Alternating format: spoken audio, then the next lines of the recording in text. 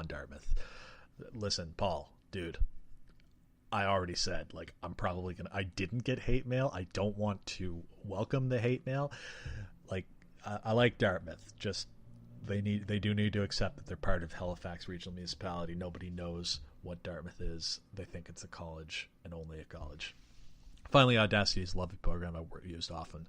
Well, maybe I'll reach out to you for that help on that as well, Paul. His question: what is a lesser-known Netflix original show or movie that you have seen and would recommend? Thanks for the good entertainment, good sir, Paul. Okay, I've been thinking about this one, Paul. I'll be honest with you. I don't. The problem is I don't know what's considered to be lesser known. I'll just throw out a few recommendations. Some you may have seen them, you may have not. I imagine you've probably seen WTF host Mark Maron's comedy specials on Netflix. I'm just going to give Thinky Pain in particular a big what because I really enjoy it. I go back to it a lot of the time when I need a good laugh. Another one is Mike Birbiglia. He's got a few specials on there, but in particular, I would say My Girlfriend's Boyfriend. I really think that stand-up comedy is really a wonderful artistic sort of form, and that special in particular is really poignant in places, and it's also just uproariously hilarious. So that would be another one that I would recommend. I guess that this kind of qualifies as being slightly lesser known. I like documentaries, nature documentaries. So Strange Creatures. It's basically just, hey, here's some weird animals. Take a look at what weird things they do, and it's fun.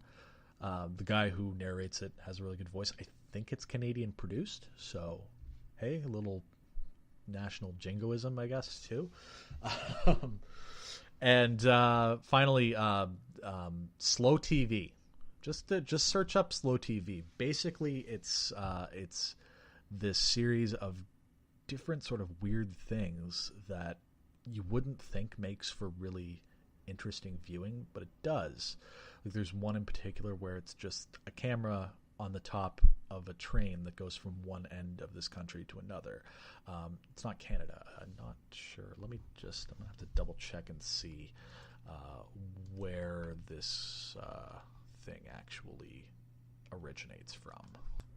It's Norway. Okay, so it's Norway. It's a 7-hour trip from Oslo to Bergen, and all down sort of the southern coast of not coast, but southern half of Norway, and it's weirdly like mesmerizing and beautiful, and you see like this amazing countryside, and they go up into the mountains, and it's really cool.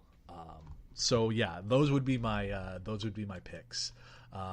Finally, got a quick message from Jen. Jen says, the best way to eat figs is in Fig Newtons. That is all. Okay, here's the thing about Fig Newtons. Two things. One, you take anything, any fruit, and I'll give figs this. They're technically a fruit. You take any fruit and you essentially make it a reduction of itself over and over again until it's basically just, the color of the fruit in sugar form, and then stick it in a cookie. It's going to taste okay. Second thing that I'll say about Fig Newtons, they're not even called Fig Newtons anymore. In 2012, they busted them down to just being called Newtons. You want to know why? Because figs are gross. You've tuned in to the premier anti-fig podcast on the internet, folks. I hope you enjoy. All right.